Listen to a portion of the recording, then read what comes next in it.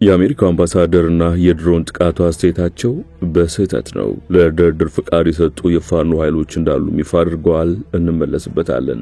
መተማና ባህር ዳር በአማራ ክልል የዝንጀሮ ፈንጣጣ መገኘቱ ይፋ ሆኗል። የጥንቅራችን ትኩረት ነው። በምዕራብ ውሃ እንዳንገድብ፣ በምስራቅ ወደ ባህር እንዳንጠጋ ሸፍጥ እየተሰራብን ነው። ፊልድ ማርሻል ብርሃኑ ጁላ ይፋ ያደረጉት መረጃ ነው። የጅቡቲ ፕሬዝዳንትና የኢታማዦር ሹሙን የወደብ ሙግት እንመለከታለን። ከዚህ ውጪ ታዬ ደንደአ 3 ጊዜ ግድያ ሙከራ ተደርጎብኛል ሲሉ ይፋ አድርገዋል። በወፍ በረር የምናስቃኛችሁ ይሆናል። እነዚህና ሌሎች ወቅታዊ ጉዳዮችም ተካተዋል። አክብሮታዊ ሰላምታችን በያላችሁበት ድረስ። የተወደዳችሁ ሸገር ታይምስ ቤተሰቦች እንዴት ናችሁ? የዕለቱ መረጃ ጥንቅራችን አዳዲስ ክስተቶች ተካተውበት ነው ጀምሯል። በመግቢያችን ላይ ያዳመጣችኋቸውን አበይት ነጥቦች እንደሚከተለው በዝርዝር እንመለከታለን። አብራችሁን ቆዩ።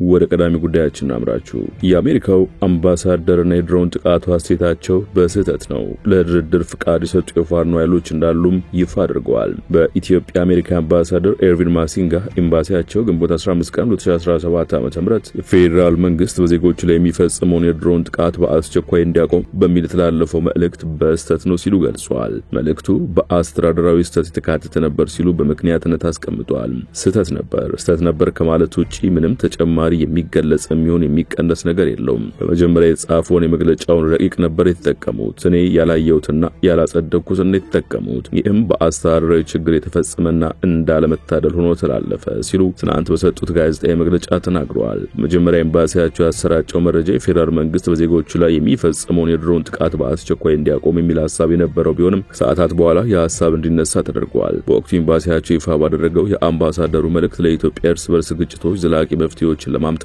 ለህዝቦቿ ቅድሚያ ትኩረት መስጠት ያሻል ማለታቸው ይታወሳል። በተለይም ደግሞ የፋኖ ኃይሎች ተጨባጭና ሰላማዊ ግብ ያላቸው ጉዳዮችን እንዲያቀርቡ አሜሪካ ትጠይቃለች ያሉት አምባሳደሩ በኦሮሚያ የሚካሄደውን ጦርነት ለማስቆም የኦሮሞ ነጻነት ሰራዊት የተጀመረውን ድርድር እንዲያስቀጥል ሲሉም አሳስበዋል። አምባሳደሩ በዚህ መግለጫቸው በኤምባሲያቸው በኩል በኢትዮጵያ ለሚንቀሳቀሱ ታጣቂ ኃይሎች ለቀረበው የሰላም ውይይት ጥሪ አስመልክተው በሰጡት አስተያየት ከተወሰኑ የኦሮሞ ነጻነት ተዋጊ ቡድኖችና ከአንዳንድ የፋኖ ታጣቂ ቡድኖች በኩል አዎንታዊ ምላሽ ማግኘታቸውንና ተስፋ እንዳላቸው አስታውቀዋል። በርግጥ ብዛት ያላቸውና ዝርዝር ያሉ ቅድመ ሁኔታዎችን አቅርበዋል ያሉት አምባሳደሩም ይህንን የምንመለከትበት መንገድ ግን ኢትዮጵያ ከምን ጊዜም በላይ ወደ ተሻለ የሂደት ምዕራፍ ቀርባለች ብዬ ነው ሲሉ ገልጸዋል። ብዙውን ጊዜ እንዲህ ያሉ ብዛት ያላቸውና ዝርዝር ያሉ ቅድመ ሁኔታዎች የሚቀርቡት ለህዝብ ፍጆታ መሆናቸውን ገልጸው በኤምባሲው በኩል የተላለፈው መግለጫ ትኩረት መስጠታቸው በሐሳቡ እንድንገፋበት እንጂ እንድንተው የሚያደርግ አይደለም ብለዋል። አክለውም በዚህ ጊዜ እነሱም ሆኑ የፌዴራል መንግስት የበለጠ ተጨባጭ ለማድረግ መንገድ መፈለግ አለባቸው ብለዋል። ይህንን በጉጉት እንጠባበቃለን ሲሉም ገልጸዋል። በአማራ ክልል በዝንጀሮ ፈንጣጣ ኤምፖክስ በሽታ የተያዙ 2 ሰዎች መገኘታቸው ተሰማ። በአማራ ክልል በመተማና ባህር ዳር ከተሞች በዝንጀሮ ፈንጣጣ ኤምፖክስ በሽታ የተያዙ 2 ሰዎች መገኘታቸውን የክልሉ የህብረተሰብ ጤና ኢንስቲትዩት አስታውቋል። በሽታው በመተማ 1 ሰው እንዲሁም በባህር ዳር 1 ሰው አጠቃላይ በ2 ሰዎች ላይ የተገኘ ቢሆንም በሽተኞች በወቅቱ ተገቢውን ሕክምና አግኝተው በማገገም ላይ መሆናቸውን የኢንስቲትዩቱ ዋና ዳይሬክተር በላይ በዛብህ በሰጡት ጋዜጣዊ መግለጫ ተናግረዋል። ኃላፊው አያይዘውም የኤምፖክስ በሽታ ተገቢውን ጥንቃቄ ከተደረገ በቶሎ የሚድን በሽታ በመሆኑ ህብረተሰቡ ተገቢውን ጥንቃቄ ማድረግና የግል ንጽህናን በመጠበቅ ራሱን ከበሽታው መከላከል ይገባል ማለታቸውን ከኢቲቪ የተገኘው መረጃ ያሳያል። ከኢትዮጵያ ህብረተሰብ ጤና ኢንስቲትዩት ጋር በመሆኑ የተጠናቀረው የሚኒስቴሩ ዕለታዊ ሪፖርት እንደሚያመላክተው በኢትዮጵያ እስከ ሰኔ 4 ቀን 2017 ዓ.ም ድረስ በዝንጀሮ ፈንጣጣ ወይም ኤምፖክስ በሽታ መያዛቸው የተረጋገጠ ሰዎች ቁጥር 18 ነበር። መረጃው እስካሁን የተመዘገበው ሞት 1 ብቻ መሆኑን የገለጸ ሲሆን በቫይረሱ ተይዘው በለይቶ ማቆያ ያሉ ሰዎች ቁጥር 15 መሆኑን ጠቁመዋል። 2 ሰዎች ከበሽታቸው ማገገማቸውን ያመለከተው የጤና ሚኒስቴር መረጃ በኢትዮጵያ በሽታው ከተከሰተበት ጊዜ አንስቶ በአጠቃላይ የቤተ ሙከራ ምርመራ የተደረገው በ102 ሰዎች ላይ መሆኑን አስታውቋል። የአውሮፓ ኮሚሽን ሲቪል ፕሮቴክሽንና የሰብአዊ ረድኤት ማስተባበሪያ ተቋም መረጃ ከሆነ በኢትዮጵያ የዝንጀሮ ፈንጣጣ ኤምፖክስ ምርመራ የሚካሄደው በ3ቱ የአገሪቱ ከተሞች ነው፣ አዲስ አበባ፣ አዳማና ሐዋሳ።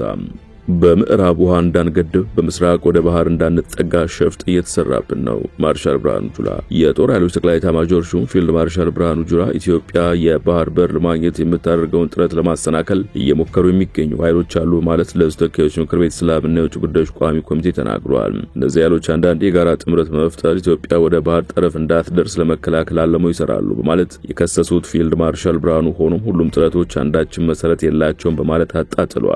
በዚህ መጠን ኢትዮጵያ ምን እንዳደረገች አላውቅም ሲሉ በአዘኔታ የተናገሩት ፊልድ ማርሻሉ ለነዚህ ጠላቶች ለመተባበር ዝግጁ የሆነ ኃይል ደግሞ አለ ባይ ናቸው።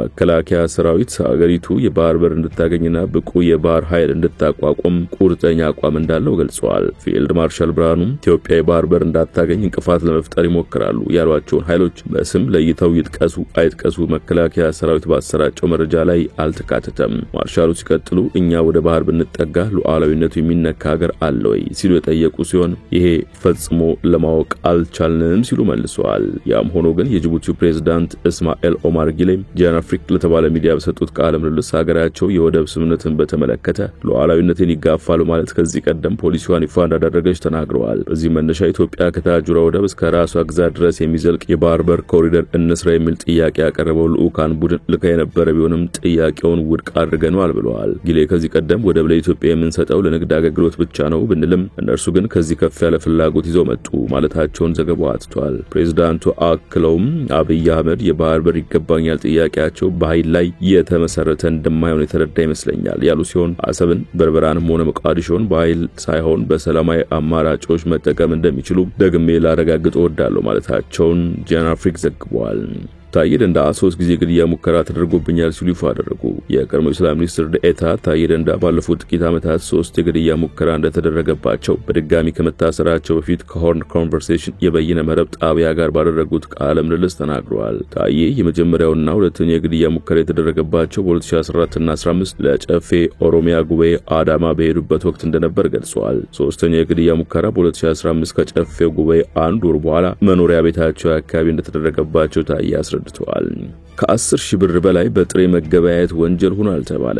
በግብይት ወቅት ከ10 ሺህ ብር በላይ ጥሬ ገንዘብ መጠቀም ለከፋዩ በወጪነት ለተቀባዩ ደግሞ አስተዳደራዊ ቅጣት እንዲጣልበት ያደርጋል ተብሏል። አዲሱ የገቢ ግብር አዋጅ ሲጸድቅ ከ10 ሺህ ብር በላይ ግብይትን በጥሬ ገንዘብ መፈጸም የሚያስቀጣ ይሆናል ተብሏል። ረቂቅ አዋጁ ላይ ሐሳብ ለማዋጣት ከተሳተፉ ባለሙያዎች የተወሰኑ ተግባራዊ ይደረጋል በተባለው አሰራር ላይ ጥያቄ አንስተዋል። የገንዘብ ሚኒስቴር የሕግ ጉዳዮች መምሪያ ኃላፊው ተወዳጅ መሐመድ እንዳሉት አዋጁ ተግባራዊ የሚደረገው በጥሬ ገንዘብ የሚፈጸም ግብይትን መገደብን ታሳቢ አድርጎ ነው። በአንድ ግብይት የሚፈጸም የጥሬ ገንዘብ ክፍያ ከ10 ሺህ ብር ከበለጠ ትርፉ ብር ለከፋዩ በወጪነት አያዝም። ገንዘቡን የተቀበለውም የትርፉን ገንዘብ እጥፍ አስተዳደራዊ ቅጣት እንደሚጣልበት ተቀምጧል። ለምሳሌ 20 ሺህ ብር ግብይት በጥሬ ገንዘብ ቢፈጸም ለነጋዴው ከ10 ሺህ ብር በላይ ያለው በወጪነት አያዝም። የተቀባዩ ደግሞ ከ10 ሺህ ብር በላይ ያለው ቀሪ 10 ሺህ ብር እጥፍ ማለትም 20 ሺህ ብር ይቀጣል እንደማለት ነው። በረቂቅ አዋጁ ላይ የተሳተፉ በጥሬ ገንዘብ ግብይት እንዲፈጸም ምክንያት የሚሆነውን በንግድ ስርዓት ውስጥ ያለውን ችግር መፍታት የተሻለ አማራጭ ሊሆን እንደሚችልና በሌሎች መመሪያዎች የጥሬ ገንዘብ ግብይት ስለሚፈቅድ አዋጁ የተናበበ እንዲሆን ጠይቀዋል።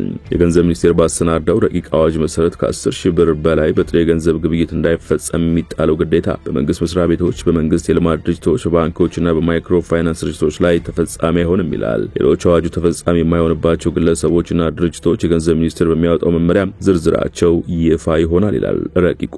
የመረጃ ባለቤትነቱ የሸገር ኤፍኤም 102.1 ሬዲዮ ጣቢያ ነው።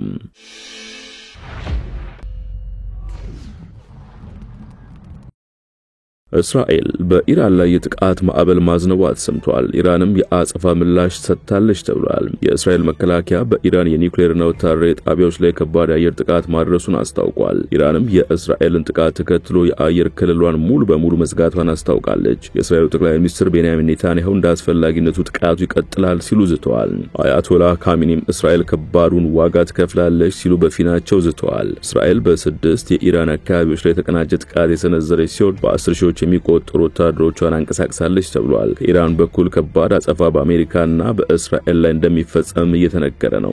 የመጀመሪያ መረጃዎች እንደሚያሳዩት የእስራኤል ጦር በ6 ስፍራዎች ላይ በመላ ኢራን ጥቃት ሰንዝሯል። 2 ዙር የጥቃት ማዕበል በኢራን ላይ መድረሱን የቴህራን ሚዲያዎች ያረጋግጡ ሲሆን በአሁኑ ሰዓት 3ኛው ዙር ጥቃት ሊፈጸም ጫፍ ላይ ደርሷልም ተብሏል። በቴህራን፣ ናታንዝ፣ ታብሪዝ፣ ኢስፋሃን እና መሰል ቦታዎች የጥቃቱ ሰለባ ሆነዋል። ኢራንም ያጸፋ ምላሽ መስጠቷ ተሰምቷል። በዚህም ኢራን 100 የጦር ድሮኖችን ወደ እስራኤል መሰንዘሯን የቢቢሲ ዘገባ ያመለክታል። የአጸፋ ጥቃቱ ከሚፈጠረው የጸጥታ ስጋት አኳያ እስራኤል የአስቸኳይ ጊዜ አዋጅ አውጃለች። ዓለም አቀፉ ማህበረሰብ በጥቃቱ ዙሪያ ምላሽ መስጠት የጀመረ ሲሆን አውስትራሊያ በቀጣናው የተባባሰ የጦርነት ድባብ እንዳይኖር ይህ የማንቂያ ደወል ነው ማለቷ ተሰምቷል። የተባበሩት መንግስታት ድርጅት በኩል ሁለቱም ወገኖች ውጥረቱን ከማባባስ እንዲታቀቡ አሳስበዋል። እስራኤል ሌሊት ኢራን ላይ በፈጸመችው ጥቃት 6 የኒውክሌር ሳይንቲስቶችና 4 ከፍተኛ ወታደራዊ አዛዦች ተገድለዋል። በርካታ የኒውክሌር ማበልጸጊያ ኢላማዎችና የከፍተኛ ከፍተኛ ወታደራዊ አዛዦች መኖሪያ ቤቶችንም አውድማለች።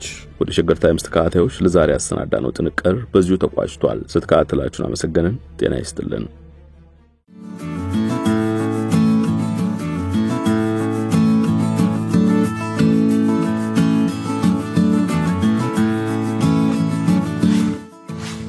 ሸገር ታይምስ ሚዲያን ሰብስክራይብ በማድረግና ደወሉን በመጫን ይከተሉን።